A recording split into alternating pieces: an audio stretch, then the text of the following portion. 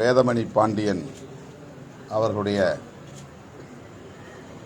இயக்கத்தில் doctor R Pandian அவர்களின் தயாரிப்பில் KP ஆல்வின் அவர்களின் இசையில் உருவாகியிருக்கும் இரவு பறவை என்னும் திரைப்படத்தை சிறப்பு காட்சியாக காணும் வாய்ப்பு கிடைத்தது. இந்த வாய்ப்பை எனக்கு நல்கிய நண்பர் வேதமணி பாண்டியன் அவர்களுக்கும் அவருடைய குழுவை சார்ந்த அனைவருக்கும் முதலில் என்னுடைய நன்றியை உரித்தாக்குகிறேன். ஈழத்தமிழர்கள் தமிழ்நாட்டில் 1/4 நூற்றாண்டுக்கு மேலாக முகாம்களில் தங்கி வாழ்ந்து வருகின்றனர். இன்றைக்கு அது மறுவாழ்வு மையம் என தமிழ்நாடு அரசால் பெயர் மாற்றம் செய்யப்பட்டிருக்கிறது. அங்கே இலங்கையில் அவர்களுக்கு குடியுரிமை உண்டு என்றாலும் கூட இந்தியாவில் தமிழ்நாட்டில் பிறந்து வளர்ந்தவர்கள் இன்றைக்கு பல்லாயிரக்கணக்கானோர் உள்ளனர். அவர்களை பொறுத்தவரையில் இதுதான் தாயகம். இந்த சூழலில் அவர்களுக்கு இரட்டை குடியுரிமை வேண்டும் என்கிற குரல் பரவலாக தமிழகம் முழுவதும் உலகம் முழுவதும் எழுந்துள்ளது. இந்த கருத்தை மையமாக வைத்து இயக்குனர் வேதமணி பாண்டியன் அவர்கள் இரவு பறவை என்கிற இந்த திரைப்படத்தை இயக்கியிருக்கிறார். அவர்களுக்கு இரட்டை குடியுரிமை வழங்க வேண்டும் என்று வலியுறுத்துகிறார். இலங்கையிலிருந்து தப்பித்து தமிழ்நாட்டுக்கு வந்த இளம்பெண் பல்வேறு காரணங்களால் இன்னல்களுக்கு ஆளாகிறார். அவர் இங்கேயே திருமணம் செய்து வாழ வேண்டும் என்று விரும்பினாலும் கூட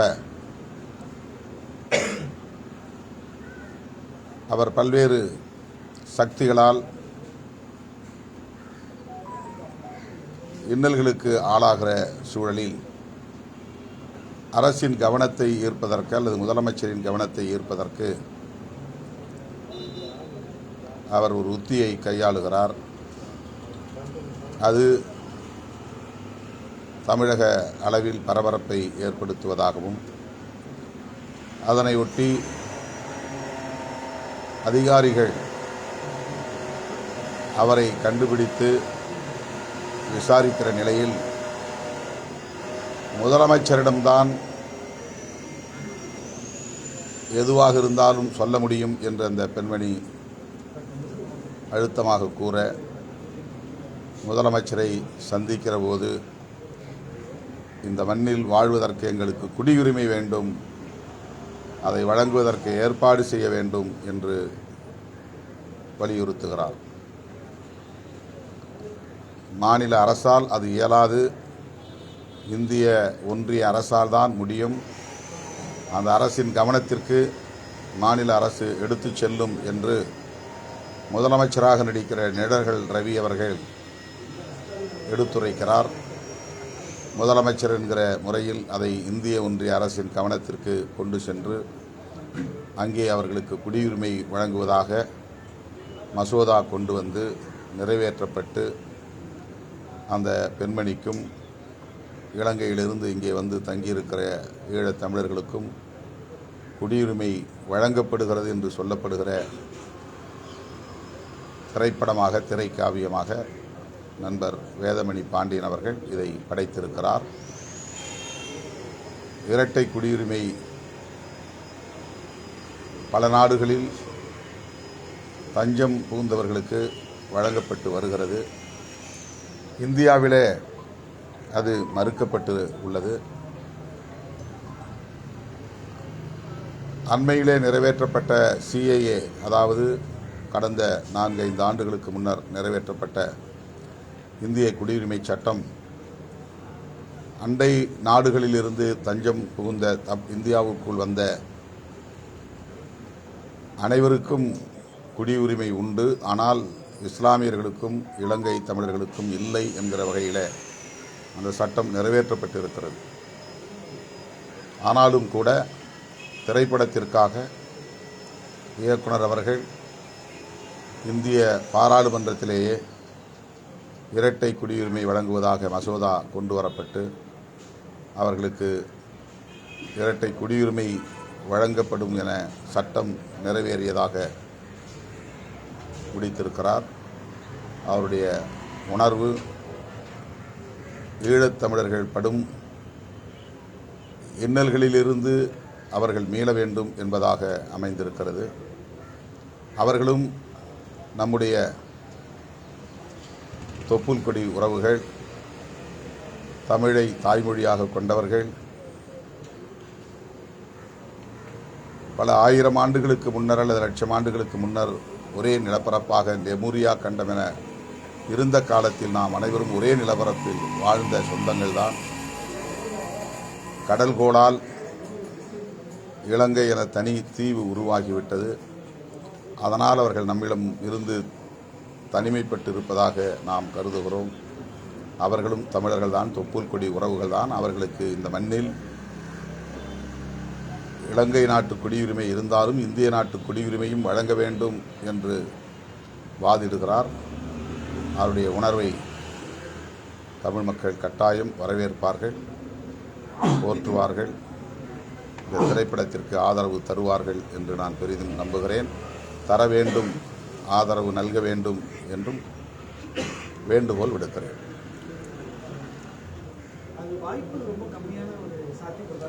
இல்லை, அதாவது திரைப்படத்துக்காக இந்த காட்சி அமைக்கப்பட்டிருக்கிறது.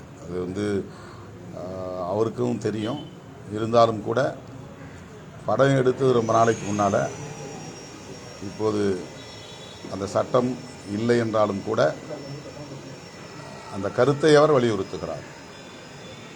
போலீஸ் ஃபேமிலி, தொடர்ந்து ஃப்ரீடம், இப்போ இரவு படம், சமூக நீதி படங்களோட வரிசையில் இலங்கை தமிழர்களோட நலனை பற்றி பேசுகிற படங்களும் தொடர்ந்து தமிழ் சினிமாவில் வந்துட்டே இருக்கு. இது சமூக ரீதியாக எந்த மாதிரியான தாக்கத்தை ஏற்படுத்தணும்னு நினைக்கிறீங்க? ஈழத்தமிழர்கள் நலன்கள் குறித்து தமிழ்நாட்டு தமிழர்கள் இன்னும் அதீத கவலையோடு இருக்கிறார்கள், அக்கறையோடு இருக்கிறார்கள் என்பதை காட்டுகிற திரைப்படங்களாகத்தான் இவையெல்லாம் அமைந்திருக்கின்றன. காலங்கள் உருண்டாலும் கடந்து போனாலும் அந்த உணர்வுகள் மறைந்து போகாது, சிதைந்து போகாது. அது இன்னும் உயிர்ப்போடு தான் இருக்கிறது என்பதை உணர்த்தக்கூடியவையாக இந்த திரைப்படங்கள் அமைந்திருக்கின்றன.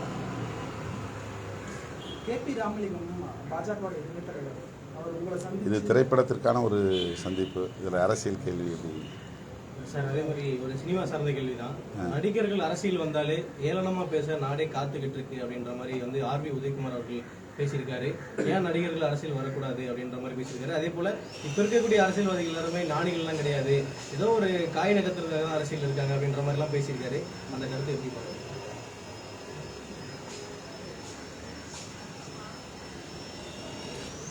நடிகர்கள் யாரும் அரசியலுக்கு வரக்கூடாது என்று தமிழ்நாட்டு மக்கள் கூறவில்லை. அங்கொன்றும் இங்கொன்றுமாக அந்த கருத்து வெளிப்பட்டு இருக்கிறது. ஜனநாயகத்தில் யாரும் கட்சி தொடங்கலாம், அரசியலுக்கு வரலாம், பொது தொண்டு செய்யலாம், மக்களுக்காக பணியாற்றலாம். அதில் யாருக்கும் மாறுபட்ட கருத்து இல்லை. ஆனால் தமிழ்நாட்டில் மட்டும்தான் இது நீடிக்கிறது என்கிற ஒரு விமர்சனம் உண்டு. இந்தியாவில் எல்லா மாநிலங்களிலும் கதாநாயகர்கள், கதாநாயகிகள் இருக்கிறார்கள். ஆனால் அரசியலில் அவர்கள் பெரிய அளவிலே ஈடுபாடு காட்டுவதில்லை, ஆட்சியை கைப்பற்ற வேண்டும் என்று கனவு காண்பதில்லை. தமிழ்நாட்டில் நீண்ட காலமாக அப்படி ஒரு சூழல் இருக்கிறது. இதை அவ்வப்போது விமர்சிக்கிற போக்கும் தலை தூக்குகிறது. அரசியலுக்காக முழுமையாக தம்மை ஒப்படைத்துக் கொண்டவர்கள் 15-16 வயதிலிருந்தே மக்களுக்காக பணியாற்றி 50 வயதுக்கு மேல் 60 வயதுக்கு மேல் அவர்கள் அதிகாரத்தை நுகர்கிற நிலையை தமிழ்நாட்டு மக்கள், அத்தகைய தலைவர்களை தமிழ்நாட்டு மக்கள் சந்தித்திருக்கிறார்கள்.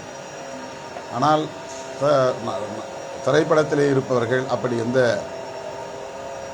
முயற்சியும் இளமை காலத்திலே செய்யாமல்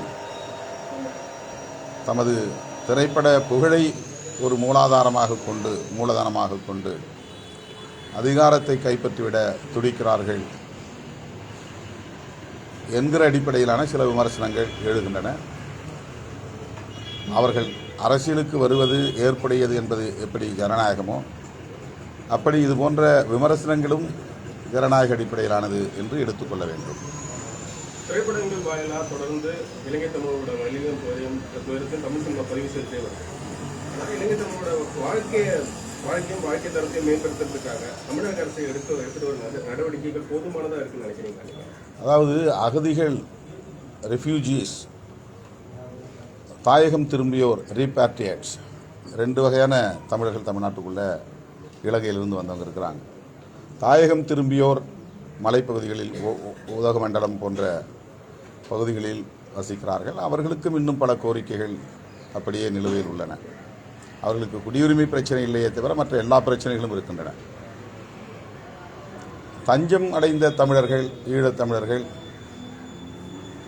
முகாம்களிலே வைக்கப்பட்டிருக்கிறார்கள். அவர்கள் முகாம்களிலே வைக்கப்பட்டிருப்பதற்கு பொறுப்பு இந்திய ஒன்றிய அரசு தான். இதுபோன்ற அகதிகளாக வரக்கூடிய மக்கள் யாராக இருந்தாலும் அவர்களை எப்படி நடத்த வேண்டும், அவர்களுக்கு என்ன உரிமைகள் வழங்க வேண்டும், என்ன வசதிகளை செய்ய வேண்டும் என்பது குறித்து முடிவெடுக்கிற அதிகாரம் இந்திய ஒன்றிய அரசுக்கு இருக்கிறது. உலகளாவிய அளவில் ஐநா ஒப்பந்தம் இருக்கிறது, அகதிகளுக்கான உரிமைகள் தொடர்பான ஒப்பந்தம். அதை UN சார்ட்டர் என்று சொல்வார்கள். அந்த ஒப்பந்த பட்டயத்தில் இதுவரையில் இந்திய ஒன்றிய அரசு கையொப்பமிடவில்லை. அதுக்கு கட்டுப்பட வேண்டிய தேவை இருக்குங்கிறதுனால கையொப்பமிடலை. அதுக்கு முதல் காரணம் பாகிஸ்தானிலிருந்து இங்கே வரக்கூடிய அகதிகளுக்கு அது போன்ற உரிமைகளை தந்துவிடக்கூடாது அப்படின்னு இந்திய ஆட்சியாளர்கள் கருதுகிறார்கள். இலங்கையிலிருந்து வரக்கூடியவர்கள் புலிகளாகவும் இருப்பார்கள், பயங்கரவாதிகளாகவும் இருப்பார்கள் என்று சந்தேகப்படுகிறார்கள். அப்படிப்பட்டவர்களுக்கு இங்கே வசதிகளை செய்து தரக்கூடாது, உரிமைகளை தரக்கூடாது என்கிற ஒரு பொதுவான கருத்து டெல்லியிலே அதிகாரம் பீடத்தில் அமர்ந்திருப்பவர்களுக்கு இருக்கிறது. ஆகவே முகாம்களில் தங்கியிருப்பவர்களுக்கான உரிமைகள் குறித்த அனைத்து முடிவுகளையும் எடுக்கிற அதிகாரம் ஒன்றிய அரசுக்கு இருக்கிறது. மாநில அரசும் அதில் பொறுப்பு இருக்கிறது. மாநில அரசு அவர்களுக்கு மாதாந்தோறும் தருகிற உதவித்தொகையை இப்போது உயர்த்தி இருக்கிறது. கலைஞர் முதல்வராக இருந்தபோது விடுதலை சிறுத்தைகள் கட்சியின் சார்பில் முகாம்களை பார்வையிட்டு அவர்களின் அவலத்தை எடுத்துரைத்தோம், சட்டமன்றத்திலும் பேசினோம். ஒரு நபருக்கு ஒரு மாதத்திற்கு வெறும் 400 ரூபாய் தந்து கொண்டிருந்த சூழலில் விடுதலை சிறுத்தைகள் தலையீடு செய்த பிறகு அது 600 ரூபாய் 800 ரூபாய் என்று உயர்த்தப்பட்டது. இப்போது 1000 ரூபாய்க்கு மேல் ஒரு நபருக்கு வழங்கப்படுகிறது. அவர்களுக்கு வீடுகள் கட்டித்தரப்படுகிறது. கல்வி உரிமை போன்றவையும் அளிக்கப்பட்டு வருகிறது. இன்னும் அது விரிவுபடுத்த வேண்டும். அவர்களை நம் நாட்டு குடிமக்களாகவே ஏற்றுக்கொள்ளக்கூடிய அளவுக்கான ஒரு சூழலை உருவாக்க வேண்டும். CAA சட்டத்தில் மறுக்கப்பட்டிருக்கிற குடியுரிமையை மீட்டு தர வேண்டும். அந்த சட்டத்தை ரத்து செய்து இலங்கையிலிருந்து வரக்கூடிய தமிழர்கள் இந்துக்கள் தான், அவர்கள் முஸ்லீம்கள் கூட அல்ல. ஆனால் இந்துக்களாயிருந்தாலும் குடியுரிமை இல்லை என்று இந்த சட்டம் சொல்கிறது. இது அநீதி இழைக்கிற ஒரு சட்டம். ஆகவே தமிழ்நாடு அரசும் தமிழ் தேசிய சக்திகளும் அந்த சட்டத்தில் தமிழர்களுக்கு எதிராக உள்ள பகுதியை நீக்கிவிட்டு அங்கிருந்து இங்கே வந்திருக்கிற தமிழர்கள் குடியுரிமை கோரினால் அவர்களுக்கு குடியுரிமை வழங்குவதற்கு வழிவகை செய்ய வேண்டும். மாநில அரசுக்கும் அதில் பொறுப்பு இருக்கிறது. இரட்டை குடியுரிமை அப்படிங்கிறது வந்து சட்ட சிக்கல் இருந்ததாகவும் ஒரு அது 2 நாடுகளுக்கு இடையிலான பேச்சுவார்த்தையின் அடிப்படையில் தான் தீர்மானிக்க முடியும். பெரும் விவாதத்துக்குரிய விஷயமா இருக்கு. ஆனா இன்றைய தேதிக்கு இலங்கை தமிழர்களோட வாழ்வோட அன்றாட தேவைகளையும் அந்த வாழ்வு டே டு டே லைஃப்பை சுமூகமாக்குறதுக்கு உண்டான நடவடிக்கைகள் என்னவா எடுக்கலாம் அப்படின்னு சொல்லிட்டு இல்லை, முதல்ல இந்திய ஒன்றிய அரசு இந்த யூஎன் சார்ட்டரில் கையெழுத்து போடணும். அப்போ தான் இந்த மாதிரி தஞ்சம் போகக்கூடிய குடிமக்களுக்குரிய உரிமைகளை உறுதிப்படுத்த முடியும். அவங்க வந்து உலகளாவிய அளவிலே வந்து கட்டுப்பட மறுக்கிறார்கள். அகதிகள் தொடர்பான உரிமைகள் வழங்குவதற்கு உலக நாடுகளோடு இணங்கி செயல்படுவதற்கு தயாராக இல்லை. அதுவே ஏற்புடையதாக இல்லை. ஆகவே இந்திய ஒன்றிய அரசு யூஎன் சார்ட்டர் ஃபார் ரெஃப்யூஜிஸ் என்கிற அந்த ஒப்பந்த பட்டயத்தில் கையொப்பமிட வேண்டும் என்று வலியுறுத்துகிறேன். நன்றி. தேங்க்யூ.